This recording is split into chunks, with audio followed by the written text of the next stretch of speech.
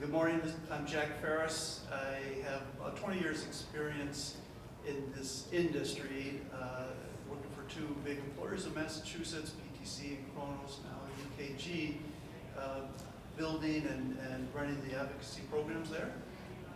Left about 5 years ago from Kronos to do something completely different, verging on the edge of retirement, but I ended up coming back. So now I'm a consultant helping out several other organizations with their advocacy programs. Happy to be here today. When I say I'm the metrics guru, he's really the secret behind my sauce. So. Hello. My name is Caraker. I spent the last 5 years at a company called Onboard, which is a board management software. We do board portals. I'm the manager of customer marketing there. I basically head up about 2 products. Onboard and eScribe, doing everything from cross-sell, upsell, advocacy, retention, churn mitigation, things like that. We're a very small, lean, and mean team. It's just myself and my fellow cohort, Lori, and I've been doing customer marketing now for probably about 5 years, but before that I was in digital marketing and demand gen, so kind of bringing that like analytical side from DG into customer marketing and trying to see what we can do there. So Awesome. So what are we going to talk about today? What analytics are, what the different types of analytics are, and then we'll go through what's the point, who cares about them, and then we'll share a little bit of our experiences and try to get some of yours as well. So basically, what are analytics? It's information that is resulting from the systematic analysis of data, essentially. There's different types. There's qualitative and there's quantitative. Qualitative is things that are more relating to kind of like general sentiment or measured by the quality of something, whereas quantitative, your percentages, your numbers, your hard, fast data. So some examples of quantitative and qualitative. Kim, what is one that you find is super helpful? Especially when you're beginning a program and you're not sure where to really start. Those qualitative data metrics and anything you can save to, in a sentence, prove your worth, really go a long way. So things like saving every kind of kudo you could ever save. And then also what's always key to senior level staff and especially a CEO, all they want to see are logos and the new logos all day long. That's all they care about. So that would be another way that you could use some of that qualitative data to prove your worth. Jack, what's something that you find? I bet you're on the quantitative side. Yeah, on the the headline of this presentation is metrics that matter, and I would say the metrics that matter are the ones that your management wants to see, and it's going to be different, for different organizations and different needs and different strategies. But certainly at the top of the list, the management's going to care about revenue in one way or the other, and how that revenue is influenced by what you're doing. And there's a lot of ways to influence the revenue, whether it's helping with the deal acceleration or helping to produce wins versus losses, whether it's having the right number of customers to be a reference, and the right type of customers, not just customers, period. It's customers in this industry, in this geography, in this employee range size, using these products, and with a persona that matches who we're trying to sell to as well. Great. And then Dylan, bringing from the digital marketing side, what have you brought? yeah, I actually used to be a qualitative guy, and then I honestly found myself out of a job. I got laid off. So that's something that's very real to customer marketers, very real to marketers in general.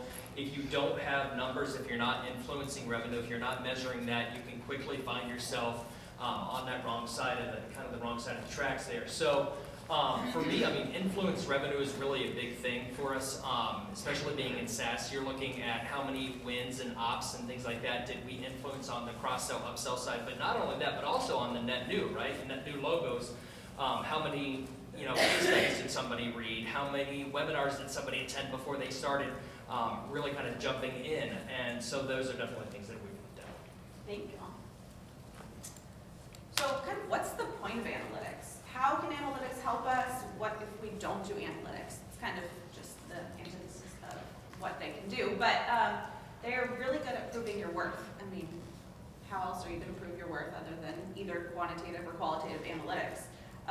Do any of y'all have a quick story on a way that you've proven your worth with analytics? Dylan, you kind of just brought yours, but. Yeah, I mean, I'll jump in and just start, like, it was my second marketing job. I was 9 months into marketing, and I was in my second job, and they said, hey, how much money are you bringing into the company? And I was like, hell, I don't know. I'm a kid, I'm out of college. I don't know this answer. And so really kind of jumping into that, it made me become an analytical marketer. I had to be there with them because I wasn't able to, and it was terrifying. It was frankly terrifying. So analytics can help you literally save your job. They can also prove that, hey, my programs are working, but more importantly, they can prove that they're not working, and what can we maybe fix here. Oh, and I can share one too. So obviously going from Nuance to Microsoft is, you have to prove your worth. And so we've been doing a lot of reporting, and I've been building out our program to get even deeper and deeper in the analytics. So when we have requests come in, do we fulfill that request? And if so, how did we fulfill it? Did we give them an asset? Did we hook them up with a one-on-one call? Did we hook them up on a kind of joint reference call? And then if we didn't fulfill it, why? Did we not fulfill it because we didn't have the contact, or did we not fulfill it because the sales rep put the request in too early and the customer actually wasn't ready for a reference call? Because those are two very different reasons that look very different to leadership. So that's one way that we do some of our numbers too. Jack, have anything you want to share? Yeah, I definitely would say that you want to make sure that early on, and even when you walk into any space that you're going to walk into, you always want to benchmark everything, because the biggest thing that seems to matter to the execs is not just that you can say, I've got any references, or we've had this many customer success stories, but they want to see the growth and the improvement therein. And so making sure that you have a way to show, well, when I got here, we were at X number, now we're at this one, and this is that percentage of increase. So being sure that you always benchmark literally everything. And then the only other tip is market your program and everything that you are doing. So every asset you build, track those, that usage, and you basically kind of are marketing like you would, a marketer would market a product outside, but it's your program to your internal stakeholders. So that kind of a tracking is usually something people don't think of, but that's really key for me too. Not too much new to say here. I think we're all saying the same sort of thing. But that's also not to say that intuition isn't a bad thing, or your gut. That's helpful. It just only gets you so far. At some point, you're going to need to make a more informed decision based on the data. And that's what we're trying to get at today here. And maybe it could save your job someday. Perfect. Who cares about analytics? So we know there's different analytics for different levels within the organization, your users versus your executive management. I think you were talking about it. I think you're right. Well, in terms of the executive management, they don't likely want to hear from you all the time. The cadence with them is probably quarterly, but we've got the question mark up there because it's not necessarily quarterly. It's, again, like we talked about earlier, it's what matters to your organization, your management. So meet with them, talk with them, understand how often they want to see the metrics, and even what cadence, in terms of what format. So how often, the cadence, and in what format. Most likely they're going to want to look at higher level things like influence revenue, wins versus losses, deal acceleration, some of those things. And then Dylan, I think you're going to talk about One thing to add to that too is always be prepared to be able to pull your metrics quickly, because how many of you have had executive leadership say, hey, I need this tomorrow or in an hour for a meeting that I'm having. So just know how you're running those so that you can easily give them something for them, not having to have a fire drill and just randomly pull some stuff together. Yeah, and middle management's kind of goofy, right? They're the folks that just come in like randomly and will randomly ping you on Teams or on Slack and say, yo, I need this. And it'll be like once a month. and then they're done. You don't ever hear from them again for another month. And so, I mean, I'm in middle management, I can actually say that. I do the same thing. You resemble that remark. I really do. And so they're going to care about things that are really important to them, right? Not things that necessarily impact business overall. Granted, everything does, but things that are really important to them. Specific sales influence on a specific op, right? Or on CX, you're talking about maybe how did a specific, case study perform with specific industry A. So it's a bit niche, but having those metrics up front, like Lauren said, having somewhere to pull those from is going to be your ace in the hole. Sorry, I stole your thunder. No, you're totally right. And then Kim, for just like your users. Yeah, and you definitely need to consider all the possibilities of who those users are. I know that a lot of the people will focus only on the executive or the middle management, but then those day-to-day users really need to know what, like, especially like my role has sat probably under every org you could ever sit under in a company, and the last one at the end was in sat under product marketing. Well, product marketers want different type of metrics on the assets that they're developing for you, and what kind of usage those are being utilized or where there's a gap, so that we can figure out what kind of asset and where we need to pull in more customer voice through that as well. Perfect. And I've been supposed to get audience participation, clearly I forgot to do that. But anyone have any good stories about when they had a request for for metrics from anyone in leadership that maybe weren't anticipating in how you handled it? That's fine, I just wanted to give you a chance. So now we have our panel discussion. So we've come up with a couple questions. I'm going to ask the panel, but then if you have anything to say, please feel free to raise your hand. So what is the most important metric that you tracked within your program, or that you have tracked even in the past?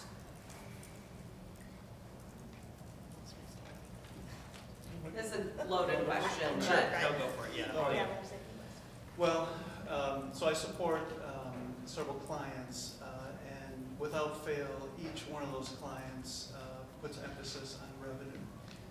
As we mentioned earlier, it's not just that one number, though. It's what contributes to that influence revenue.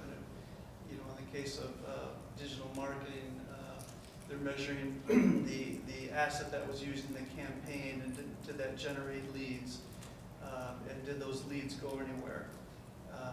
And then that backs into, well, do we have more of those? If it's a successful campaign, do we have more of that kind of inventory? But it always starts at revenue, at least with the clients. Dylan or Kim, do you have any different experiences? Yeah, no, I think, influence revenue is really important. But one that's gotten actually pretty important on my side that I didn't think would be important is actually like usage data in app and in our product. And so being a customer marketer, I'm able to go into Churn Zero, I'm able to go into Pendo, I'm really able to actually look at that data and say, hey, what are our people doing? We're able to actually benchmark various industries and say, hey, the best boards that are most happy do X, Y, Z with their data. They're the ones that are going into the meeting analytics and doing this. They're the ones that are using Minutes Builder. And so we're actually able on the marketing side to not only do that, but we're also able to use it for a reference and referral program so that we can say, hey, our happy customers right now demand gens like, oh, we need high intent QAs right now. And I'm like, okay, well, I got you. And I showed them Churn Zero for the first time last week, and they were like, oh my God. You can actually tell who's happy, and I'm like, yes, I've told you this before, right? So, doesn't matter till they yeah, and now they want to know, of course, right? And now they're very happy. So, yeah. Do you want to add or take away? Well, I want to, just give a different perspective where, maybe you don't have access to some of that sales data. What are you going to do? What are you going to do to show your worth? And that, that's happened at times. Some people have, really complex systems, multiple tools to go into, and so making sure that one of the things that was really key for me in the program, because as you're building these advocates, whatever you want to term your program and name them, but showing that they're growing, their engagement with your business. And so that's been something that was really key. So weighting out and scoring out the different activities that the customers participate in, and then being able to show very easily then, okay, who's our most engaged, and then also show, again, the growth of that engagement, as well as even getting more granular into the roles of those individuals. So being able to show that, hey, we're not just engaging only with low-level users in our program, we're engaging with all the different roles at the business, or we have a great person. Most of the time they care about the C-suite of those businesses. So something to really show that, hey, these are decision makers that are here, and these are the ones that are speaking to our prospects. So that's something I think that is a kind of a different perspective, that if you don't always have that sales influence number, you can show some engagement there. Yeah, my thing is, I always tell Jack, I'm like, I don't want people to be able to poke holes in my data. And so if I'm reporting on influence revenue and they see this huge deal that closed, well, what did you actually do to influence that deal? And we've had some where it's been like, well, they came to us for a reference request, so it's in the system, but we never actually connected them with anyone. And so if someone comes and asks me that question, I don't want to have to say, actually, we didn't really do anything for that one. So it's a matter of determining what does count and what doesn't count as well. Like, even though you've received that request and you might have done a little work on it, if you actually didn't do anything to drive that sale, how do you justify having it? So that's a big thing in my, and as I mentioned, like adding in the, did we fulfill the request? Did we not fulfill that request? Now I'm able to get more granular within our analytics when I am reporting. So that's one thing for that one. And then, so what is your most important metric to your CMO or executive leadership, depending on how you report out? Well, definitely the CMO. You're always going to want to know what their priorities are for the business and for that year. And then reporting, honestly, doesn't always have to be very fancy to a CMO. People think that it needs to be, but most of my reporting to our CMO was pretty word heavy and links out to the proof points that those things are happening. So I would say, depending on what your role is, if you're focused on reviews or you're focused on references or building out the content, making sure that you're aligning to those opportunities there, because our business was a channel model business, so actual references wasn't really the key thing, but the reporting on that we're actually showing that the content is growing was the key for my CMO. Jack, you're your own CMO. Yeah, I was going to say, I'm a pretty big company of being myself. But CMOs at other organizations care about supporting their organizations with brand and marketing awareness and campaigns. And so to the extent that your program has influence in those areas, that's what you're going to be measuring, for sure. Do we get more? Yeah, I think one of our more important metrics, and honestly depends on the timing, right? So it depends on, every single business is very, situational and very seasonal. So for us right now, it's influenced revenue off of review sites. So being able to track that through is something that's actually really important right now for us. But next year it's going to be all about referrals. So influenced revenue from referrals. So it depends, but yeah, that's where we're at right now. No, it does change. And to our points earlier, like the C-suite's not always going to be looking at the same thing. The business changes. So being able to flip and kind of change what metrics you're looking at and how you look at them is a big part of it as well. And I always say I don't want to just look at the trees, I want to look at the whole forest. So I'm trying to predict what's coming down the pipe, so that way we can say, hey, I know I'm going to need to report on this. Let me start tracking it now, so I don't have to then go back and kind of do a lot of cleanup. Yes? I would love to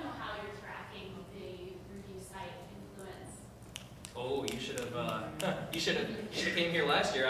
There was a whole session on it. I'll send you a PowerPoint. But no, it's basically we UTM tag everything, right? So I'm UTM tagging even on Capterra on each individual like category. So board management, collaboration, and then I'll bring them in, and so everything is completely UTM tagged. That UTM tag comes in, and it goes through Marketo, then Marketo's then sent it back to Salesforce, and we have what's called a QA, which is the qualifying action of the account. So a permanent QA will be right there. That's how they came in, right? So net new or current customer, boom. And then you have qualifying events. So then the qualifying events just basically override each other over and over and over. And there's a consistent list of those. So if somebody goes back onto a review site, we'll be able to know. So that way we can like track churn, things like that. But it's all done through UTM tags through Marketo and Salesforce. And one thing that we didn't really talk about a ton, but sales is also your customers. So we do an annual sales survey, and so we goal ourselves on increasing our the number of responses, but also the scores that we have. But we have a lot of qualitative information in there. So we ask them, what could we do better? Do you read our newsletter? If not, why not? Most of them don't know it exists. So then we know we can ping them and say, hey, we just sent out our newsletter, make sure to go look at it. And that's where we gain a ton of valuable information. And then the first year that I did that, we didn't track like how long have they been at the company and all of those types of things. So I've started adding more questions into that to figure out, okay, is the people who have been here 5 years, are they the ones not using us because they like using their back pocket references? Or are the people that are brand new not using us because they don't know about us? So there's a lot of insights you can glean from doing those types of things. I had another question, but I feel like we've kind of covered it. Does anyone in the room have a question that you want to ask the panel?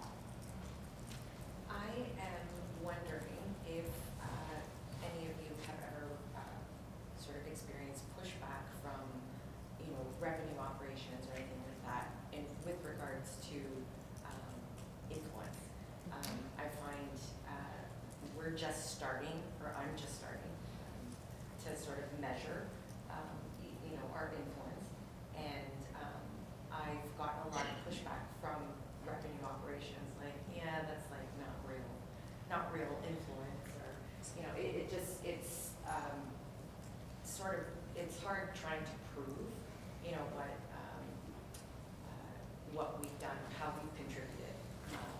So I'm not sure if you've experienced that, and if you have, how you've overcome it. Her question was, have you experienced pushback from trying to just present revenue? She has some pushback from leadership saying, that's not real, you didn't really influence that.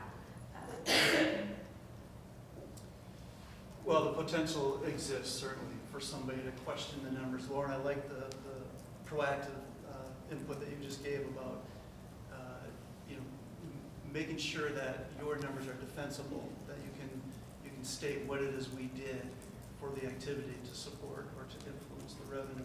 In your situation, are you providing references, or is it content you're providing? All of it, okay.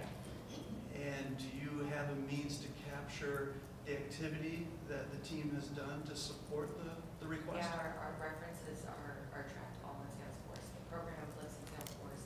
Everything we do for references lives in Salesforce. So I have dashboards.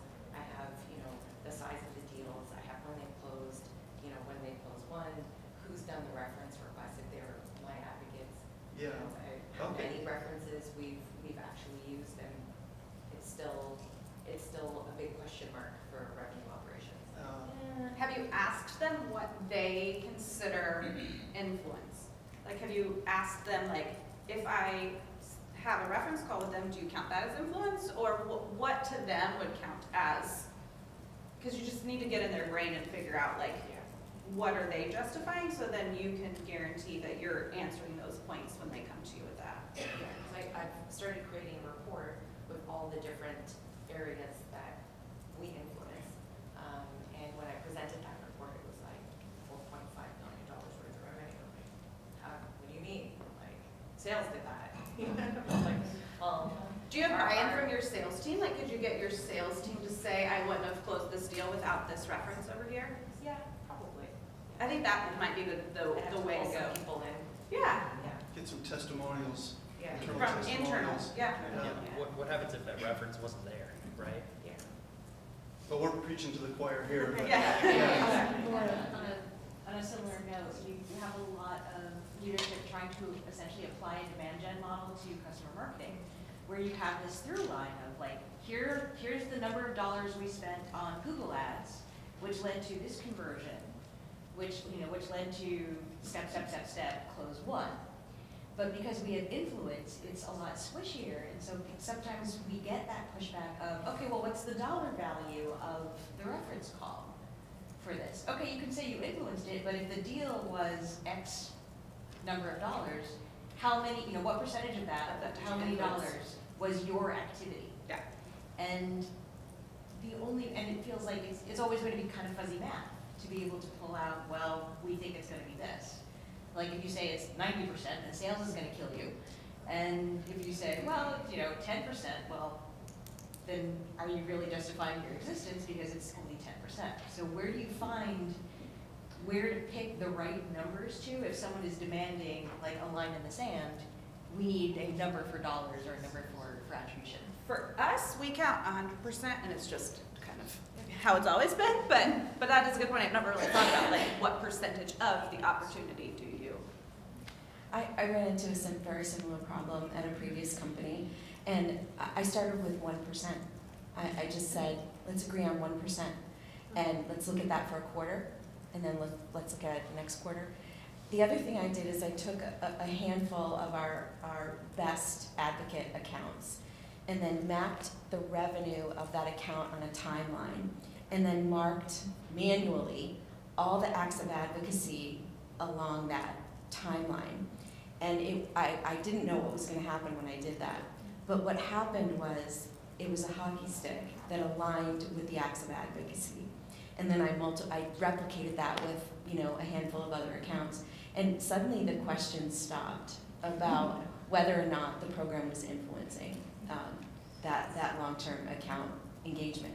Well, you bring up a good point. You can track all the metrics you want. You don't have to report on them. Yeah. So if you think something is going to possibly go one way, and it doesn't, you don't have to send it to anyone. So that's something that I do as well. Like I will just track metrics just to see what happens, and if they're great, I'm like, good, another point. So I would also add that it could be instead of influence revenue, you could look at like deal velocity and average contract value.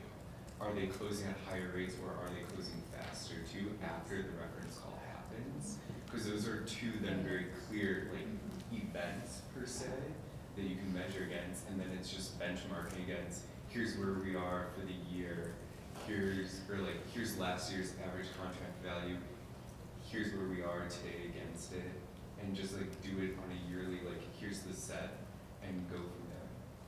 So it could also be just a different way. I can be really loud. perfect. I agree with Joel. That's a great way to look at it. And one of the ways, like, I think semantics are huge, right? And it can become territorial on all these things. The way I paint this picture is this is our customer's influence, right? And that changes, like, people pushing back. Because I'm like, I'm not measuring my influence or my program's influence. I'm measuring the impact our customers are having. And, like, that, like, for some reason, has cleared up a lot of, like, oh, no, we're touching this, or we're doing this. Like, it's like, oh, okay. Like the conversation stops, and it, like, I'm not gonna say it's gonna fix all your problems, but for me, it's like made it really clear, and our number's much bigger, and it's gotten a lot more buy-in. That's a really good point. That's awesome. No, it's okay. You can be loud too. So one of the things that I've learned while preparing a lot of reporting in companies that I supported was that you always need to answer why. Why is this important for me? Why does it make a difference? Why is it good? Why is it bad? Why should I care? It doesn't matter how many metrics we're talking, how many things we're preparing, we cannot answer that question enough. Yep. Very, very true. In my interview, I said, I always need to know the why. And they'll sometimes push back. I'm like, I told you in my interview, I always need to know the why, so don't be surprised. Yes. So I'm looking for high impact metrics against customer evidence assets. A lot of ours, like all of our case studies, video testimonials, all of those are ungated on our website. And so right now I'm just mainly reporting on before I had the role, the program didn't exist. So I was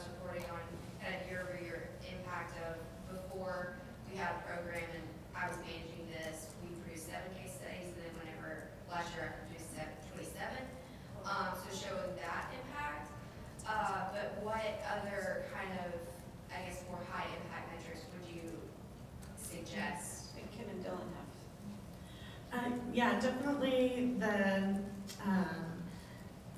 it's kind of one of those ones that could sometimes be a qualitative thing that people will always say, oh, those customer stories and those videos, those matter, those are worth their weight in gold, but then, how do you weight them in gold?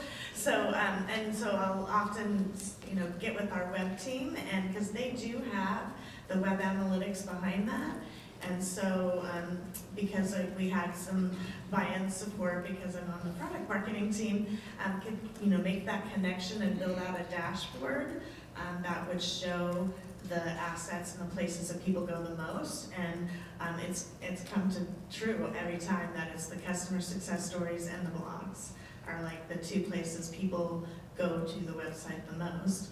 And so, of course, there's every once in a while something people promote with a campaign that will spike something up or anything like that. But if you can get, because I think we did like a Tableau dashboard out of some of those web analytics. You can get them straight, I think, from Google, but they don't look as nice, I think. So. Yeah, I think more importantly, you're looking at how, if you share those outright, if you share out the links, you're going to want to just tag them every single time. IU team tag everything. IU team tag everything, including internally, because then I can go back and it'll connect and then it'll plot people into a campaign, and then those campaigns are connected to the opportunities on the contact level. So if I'm able to do that, then I'm able to show that the influence is there. So. Right. So we were going to do breakouts. There's a lot of good discussion in here. If we were going to do a breakout of like digital marketing, creating the assets versus like reference program advocate part. Poll, who wants to do the breakouts? And who wants to stay in here? If you want to stay in here, raise your hand. Okay, we'll stay in here. And do Q&A if that works for y'all. Any other questions? I have one also to add on some of the deal pieces there that, if you're thinking about what ones matter, sometimes you can do it like the concept of top deals touched, because sometimes they just care about the top deals in certain orgs, depending on, how your go-to-market is laid out. Or sometimes if there's a partner strategy, they just want to know, the partner marketing folks want to know what are our top partners, doing to bring in advocates or help you guys close deals or get that velocity going. I guess. So that's another concepts where you wouldn't have to track everything in the world, but some of those key deals. Yeah, that's a good point, because so in our sales survey, we kind of combined a lot of data. So in our sales survey, the people that had the smaller deals, so that community market, they were like, well, we're not getting deals as fast, which obviously we're going to prioritize a multi-million-dollar deal over a $60,000 deal. So we actually use Lap 5 now, and we use the video testimonials, and I actually record some of our entire reference calls and put that in there, and then we send those. So they're getting instant, whether they then want to wait for a reference call for them to talk, but most of the time the questions were the same, and they were able to get those answers. And so we've been able to influence a lot by getting this technology that we're not then having to wait to line up a reference call with the prospect. Prospect. I was going to just I add, threw you off, I'm sorry. No, I was going to add a little bit more to the discussion about your revenue operations, giving you some pushback.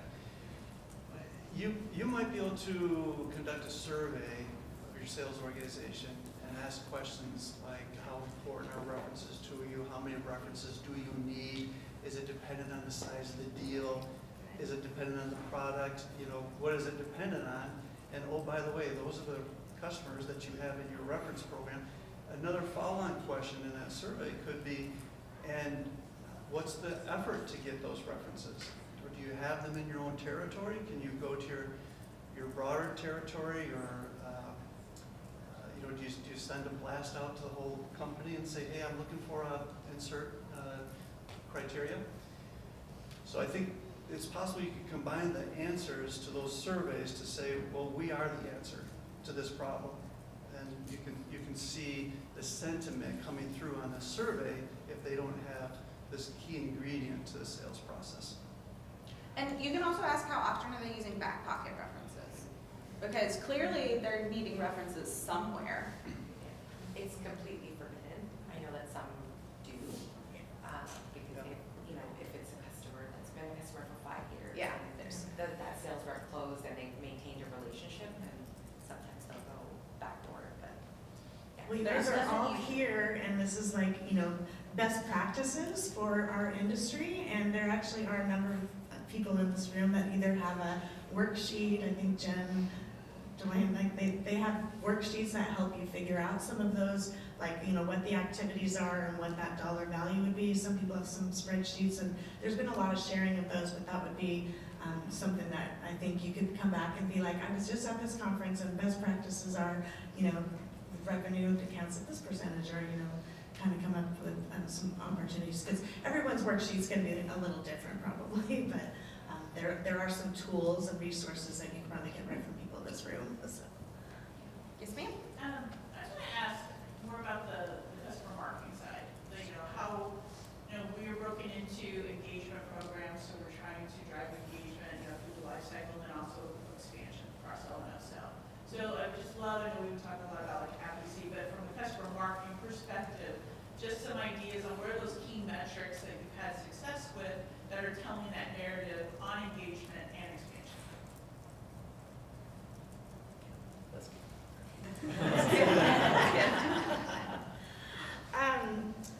Definitely the key thing on the, you know, those metrics would be, you know, depending on the audience and the roles of your decision makers. So that is something you probably could, you know, connect with your product marketing teams, because a lot of them are looking at that now, especially all the intent data that's available now through a lot of those review sites. They're seeing who are those decision makers and who are involved in the sales process, and it's not, you know, it's not always who you think it is. And then there are some different industry practices as well, so you've got to focus, an industry focus. We wanted to make sure that you're getting that engagement.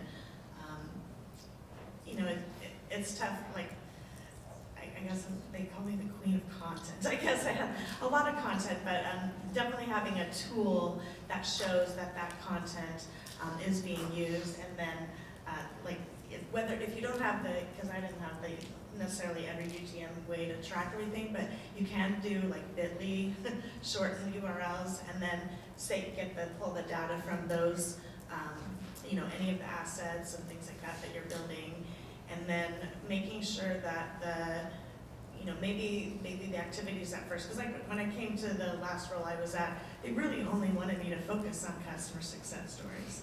And then maybe we'll have, you know, grow and add some other things, but then it turned into a full, all up engagement, customer advocacy program. And then the other thing of it is to being able to think about the events that your business has, whether it's a webinar, whether it's you know, an in-person event. They're wanting to see customers that are involved in those more and more. Again, we've talked a lot at this conference about being a customer-centric business, so the engagement that you get from your customers and showing that is something that's going to be important to more and more companies. So we actually added a checkbox in the campaigns within Salesforce, because we're not doing campaigns, but we're like, well, how do we track how we influence them? So we added a track, that's our program, track customer involvement checkbox. And so now I can pull a report and say, we had customers involved in these campaigns created this much pipeline. And so now that's another metric we're able to report on. Obviously, we didn't influence all of that pipeline, Yeah. but we can say that we contributed to that by providing a customer. Does that make sense? No, it does. I do the same thing.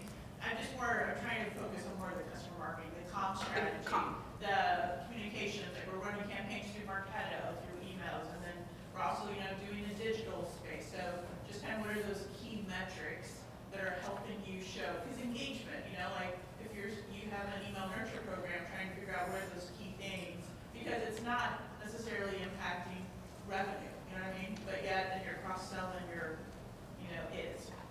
Them not, do you? Two questions. Oh, Or like, do you, are you answering her question? I do yes, expansion and I Okay. have a question. And you have a question, I okay. can tell you what I track. after. Do you have a question or are you gonna answer? A I'm little not bit of both. A little bit. Answer. A little bit of I'm both. not cutting you off. So one, Can y'all hear, or do we need to do the microphone? It's fine, okay. okay. For Lauren, question, do your campaigns with customers outperform non-customer campaigns? We actually haven't, That we was haven't a tracked good that, that's a question. really good, Jack. We're gonna track that, no, that's a good question. I'm sure they do, but. Okay, I was just curious, if you can track like everything, then like do they outperform? Yeah, no, that's a very To your good point. We did question, A/B though. testing where you could see that and this was kind of an interesting one because people always think that the fancy, really expensive marketing videos get the engagement. So we put the full marketing video, and then we did an actual, just like a really short testimonial, like not fancy, and then that actually performed better than the big fancy video. Because it seems real, it doesn't seem like you're trying to. And then to your question, I guess like my answer to an extent would be like, what actually is engagement? Like engagement is kind of like a super vague word. So like I would identify first like what that actually means. Are you looking for like the clicks, the open rates, or are you looking for like that actual next step action that you want someone to take? And that's the actual goal. So I would look at it from like that perspective before just saying engagement and that is this mystical kind of number. When leadership might think engagement is one thing versus. Exactly. So So like figuring that it's out. just a forcing function to have that conversation. Her, and then you. I guess, yeah, also to add, regarding the engagement, is track, for example. I would track engagement, to show the value of our customer, what the outreach in, impact on brand. Our track is using more, Sprinkle? yeah, measuring on the entire internet world, excluding LinkedIn, which is the only one that is not included. Our customer, so our name, associated to our brand, associated to the trends we want to travel. So I can show the number of mention and the reach that we have achieved. And I can say, as we said before, just to not be very brief, this is not our program, this is not my program, this is the voice of the customer. And this is the engagement they are creating. And what I explore, for example, is that once you start working the plan, then it's not even vulnerable, talk about you also, in general. So you can also show the way that you generate in terms of engagement. Yeah, that makes sense. We had one here and one here. And Lauren was one here too. And Rich. Oh. I was only gonna share how I track expansion metrics. So I can't say at my current company because I'm week 4. So we'll be building. it. Congratulations, though. Thank you. But in the past, I have built out an actual scoring model for existing customers. So we, just like the demand gen side of the business, we have engagement. So customers get set back to 0. Then we have some demographic, firmographic data that might score them back up just a smidge. And then there's different scores that push them throughout different stages of the funnel, whether they'll be receiving awareness content, then middle of the funnel, consideration content, and then we push them down to the bottom of the funnel. So there's 2 types of metrics that I track. So I have what I call an engagement marketing qualified customer, somebody who's been nurtured up to a score of 100 per product or per add-on feature. I don't couple them together because I found through sales that they could score up pretty quickly across your, possible breadth of offerings post-sale.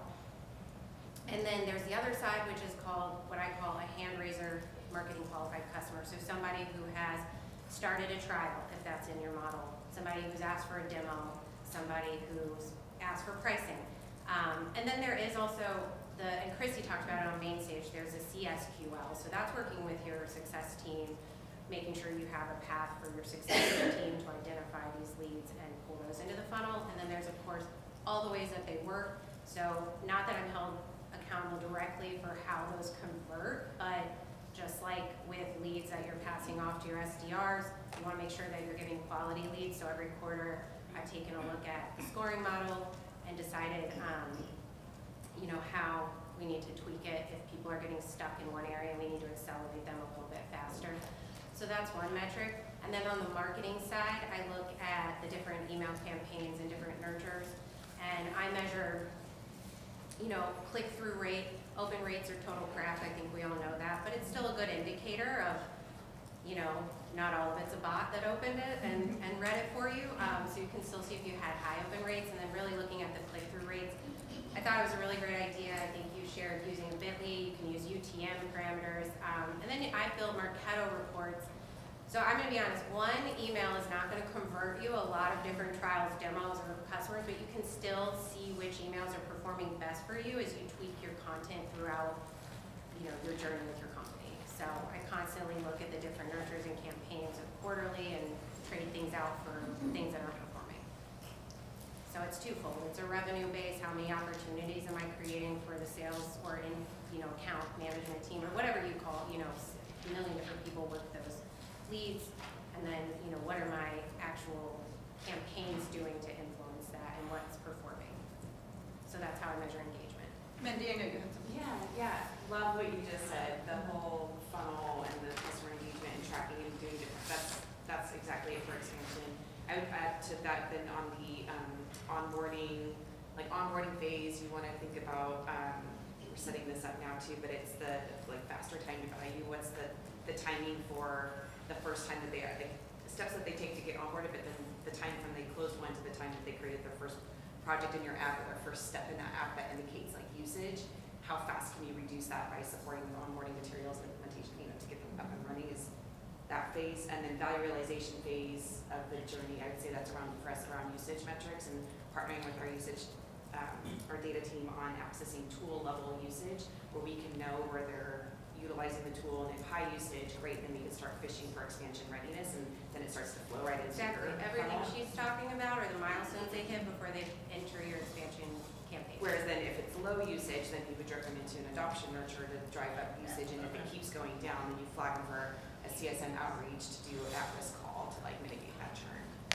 And you don't have this laundry data yet. Yeah. For usage, so. Yeah. If you're coming to my expansion session later, you're gonna hear all of that again. I'm lying. You had something, do you still have something, or did it get you? I'm just thinking, like, to Joel's point of what does engagement mean? Because if we're thinking, how does customer marketing influence their usage of the product, so frequency, breadth, and depth of usage?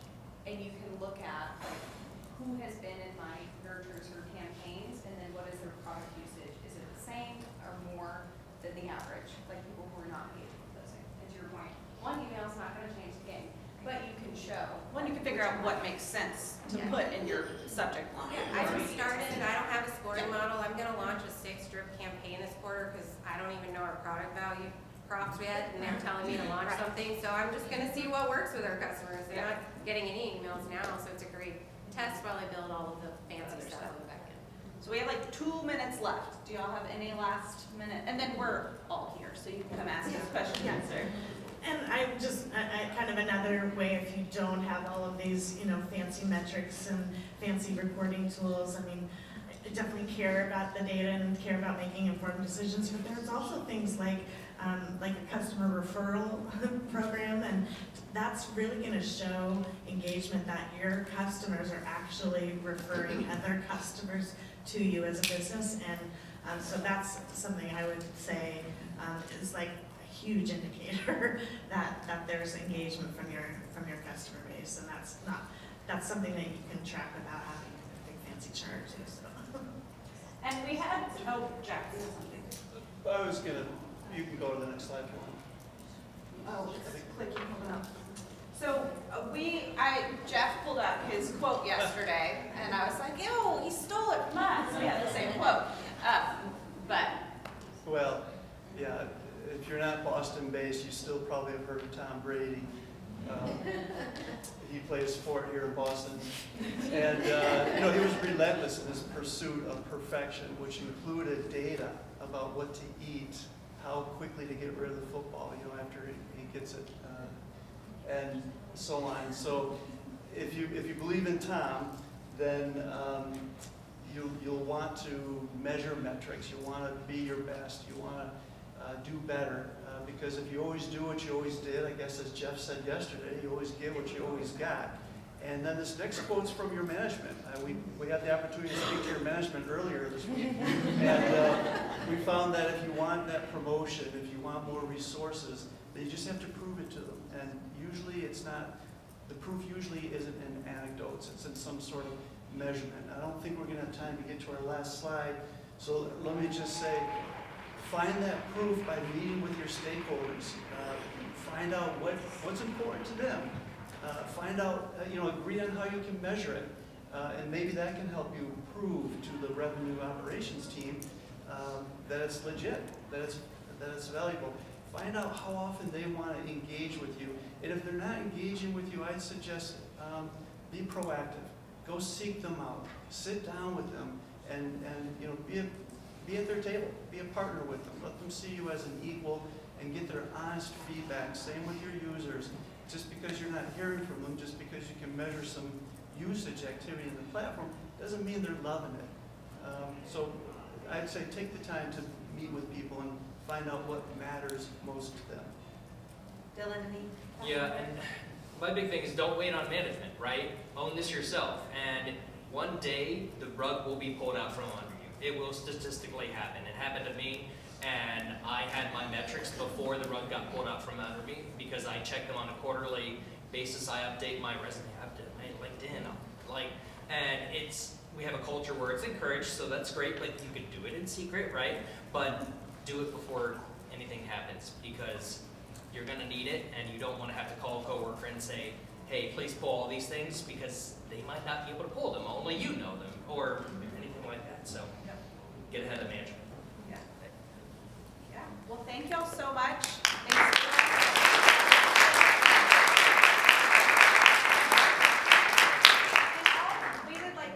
This is what Jack was saying we didn't get to. So I'll ask Dana if we can send out the picture. So, and one of the big ones, Kim, I'm stealing your thunder on this.